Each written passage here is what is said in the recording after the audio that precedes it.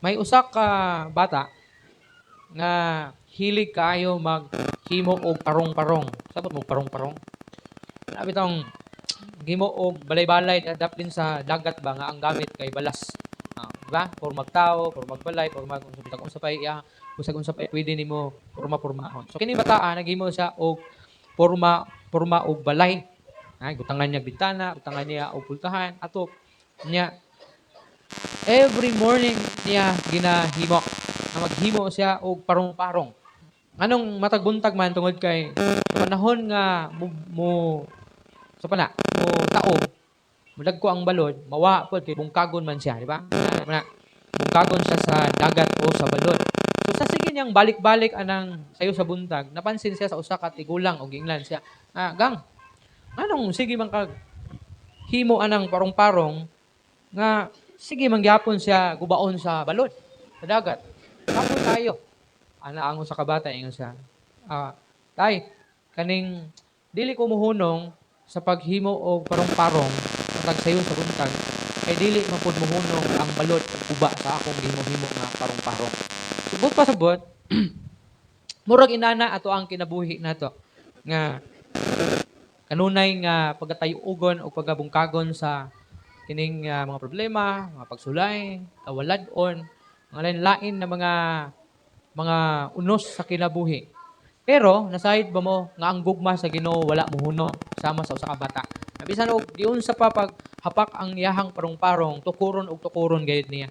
Inana pod ang gugma sa Ginoo sa atoa. Bisan unsa pa ang atoang nasinatian, bisag unsa pa kaguba atong kinabuhi ngali tungod sa hinimuan sa kaaway. Pero ipakita gid sa Ginoo nga siya nahigugma kanato ug nagpakabana nganhi kanato. Now nothing in this world can compare to the love that God has for us. Wala gyud makalabaw gyud sa gugma sa Ginoo ay iyahang gipakita nganhi kanato. Walay makalabaw. Bisa pag unsa ka ka-love sa imuhang unsa pa kadako imong gugma sa imuhang asawa o sa imong bana o sa imuhang ginikanan, wala gid di gid siya makalabaw sa gugma sa Ginoo sa tuwa. Kinsa bagoy namatay diri tungod sa gugma. Gawas na atong naghikog. Kay tungod sa gugma.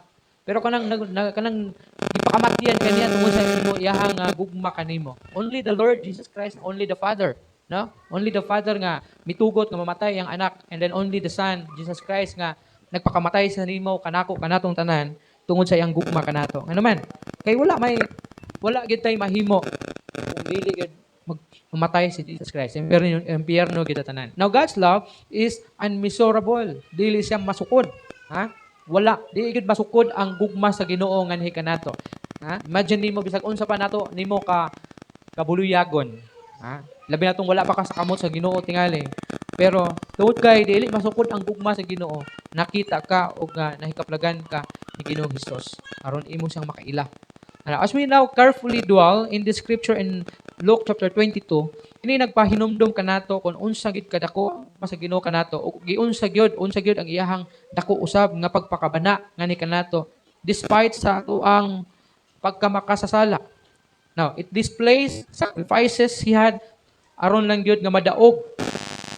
Madaog og mahatagan kita og kaluwasan while nga nagapakabuhi pa kita dinhi ibabaw sa kalibutan. Now, God's steadfast love protects us. Unsa daw ang gugma sa Ginoo? Ang lig-on nga gugma sa Ginoo nagapanalipod kanato. Muyon mo ana? You are protected by the love of God. Di lang basta-basta nga gugma sa Ginoo kundi lig-on siya nga gugma sa Ginoo. Sa ato ang gibasa ganina in verse 31, ingon pa diri, I tell you Peter, tubag ni Jesus Christ nga to in verse 34. Kay sa diha man gud nga niingon si Jesus Christ kay Peter na kung malig-o na daw siya, kanang makalahutay siya sa mga pag-ayag, sa mga pagsulay, kinahanglan niyang lig-unon o kasigon ang iyang mga isuon, which is kining iyang mga kauban sa buhat ng mga apostoles. Unya, niingon pagid siya nga, kapaningon siya, tubag niya, nga andam kong unong nimo Ginoo bisan gani sa bilangguan. But in verse 34, nitubag si Jesus Christ ug miingon siya nga sultihan ko ikaw Pedro nga una pa mutugtugaok ang manok. Tulo ka higayon, ilimod na ko nimo. Now, nganong kini nga bersikulo naga hisgot man may tungod sa lig-on nga gugma sa Ginoo, nga ang lig-on nga gugma sa Ginoo nagapanalipod. Why? Tungod kay ang Ginoo is omniscient. Pasabot, He knows everything. Nasayod siya sa tanan. Si Pedro, nasayod, o si Jesus, nasayod siya nga si Pedro ma-fall. Ha? Mahulog. Ano man? Tungod kay, pagtuon ni Pedro, nakaya niyang dipinsahan ang iyahang magtutudlo nga si Jesus Christ. Abi niya nga, by His own strength, power, pinagi sa iyang will, kaya niya nga protektahan ang iyahang master, ang iyahang magtutudlo nga si Jesus Christ. That is why, niingon ka nga, bisan sa bilangguan, Ginoo, bananti ka. Moto ang iyahang nasayran, moto iyahang nahibaluan na kaya niyang buhaton sa pagkakaroon. Pero wala siya kasayod kung unsay sunod. Mahitabo. Pero ang Ginoo nasayod siya. Bisag maayo pa ang pasalig ni Pedro ngadto kay Jesus Christ, nahibalaan ni Jesus Christ nga mapukan siya, ma-fall siya. Ma-fall siya. That's why gipahinumduman siya ni Jesus Christ, ingon niya, Pedro, sultihan ko ikaw. Nauna pa man mutugtugaok ang manok tulo ka higayon, hindi mo na ko nimo. Usahay inaana ta. Kanang abi nato na kaya nato ang atong kaugalingon, kaya nato ang problema, kaya nato ang mga posibilidad na mga unos na atong masinati sa umaabot na mga adlaw. Kay mauna ang imuhang panglantaw nga kaya nimo, pero mas labaw nga nasayod ang Dios bisan sa imuhang kaluyahon, bisan sa imuhang kanabitang pagkawalay igong gahom aron nga makalahutay o makalampas sa maon na mga unos sa kinabuhi. Apan hinumduman nato, buot lang sa Ginoo nga protektahan kita niya sa iyang gugma.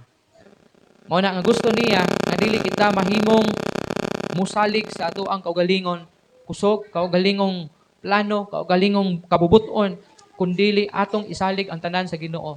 Kay ang Ginoo mas labaw nga nasayod sa tanan. Bisan gani kining atong mga pasalig diha sa pag-alagad sa Ginoo, kalabinag moingon ta nga magmatinud-anon ko sa imuha Ginoo. Ayaw og kanang sulti nga magmatinud-anon ka pinasikad sa imuhang kaugalingon na kakayahan. Kay basin unya pag abot sa mga problema, makaingon ka nga di man day nako kaya. Hinumduman nato ang Ginoo mo ay nasayod kung kaya ba nimo o dili. Mao nang importante nga diha ta sa Ginoo mo sandig o dipinsa kay nasayod ang Ginoo kung unsang atong mga kaluyahon. Ikaduha, God's steadfast love leads to our salvation. Grabe ang gugma sa Ginoo. Ang kalig-on sa gugma sa Ginoo naghatag kanato sa kaluwasan. Ingon ang verse 42. Ingon niya, Father, if you are willing, take this cup from me, yet not my will but yours be done. Kini siya, mao niya ang prayer ni Jesus Christ sa diha nga dakpon na sa pagkaugma. Gikuyog niya ang pipila niya ka mga apostolis, mga disipulo ani nga panahona. Kay hinumdum mo atong nisaka sila sa Mount Olive, sa garden. Garden of Gethsemane di ay. Sa garden sa Gethsemane, nisaka sa dito gidala niya yang mga pipila ka mga disipulo. Apil na si Pedro o katong pipila. Og ningon siya nga diri lang mo kay maadto ko sa unahan. Ingon siya diri lang mo og mag-ampo mo. Madili mo madaog sa mga pagsulay. So milakaw siya sa unahan og nag-ampos, nag-relax siya dito siguro, nag-ampos sa Ginoo kay sakit man kayang gibati.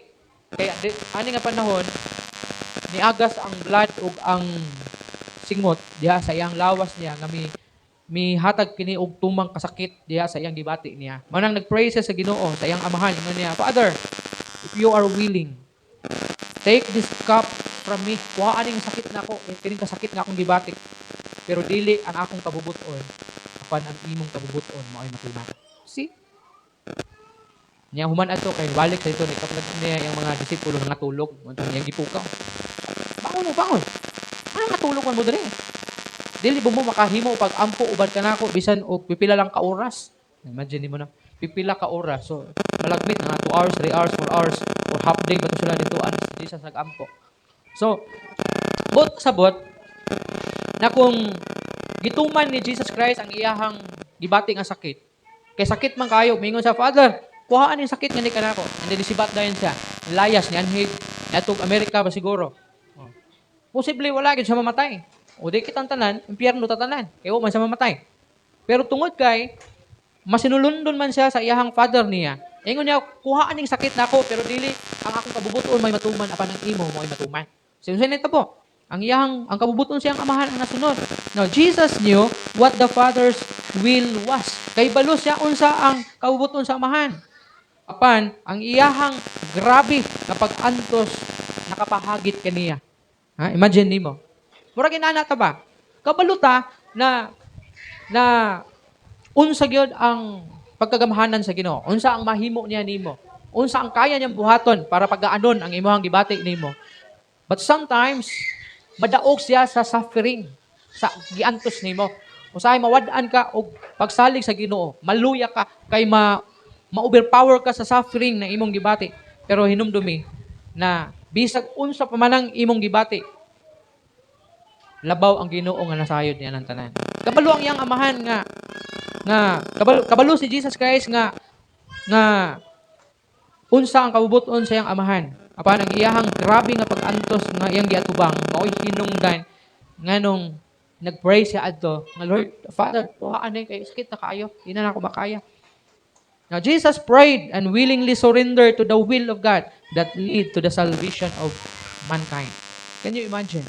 Iyahang giantos ang grabe nga pag-antos ani nga gabi para lang sa atong kaluwasan. No, kay kabalo man siya nga pagkaugma kadlawon, dakpon siya. Pero wala gid siya mo layas, wa siya mo sibat. Ha? Motong nagpray gid siya dito ang kuhaon tatong sakit pero wa gid kuhaa sa iyang amahan kay kinahanglan tong bation niya. Ha, hinumduman nato si Jesus Christ 100% Dios, 100% tao siya. Ha? Katong pagpakatao niya diha sa kay Maria ngayang inahan, nagpasabot to siya nga 100% tao gid siya. Mao tong mubati siya og kasakit, mubati siya og kaguol, mubati siya kasuko. Kay naaman siya sa human body. Pero 100% Dios siya. Si Jesus Christ. Mao ni ang purpose nga gipakatawo siya ngadto sa human body para ma-feel niya ang kasakit. Mao ning grabe pod ang iyang kasakit niini panahon na.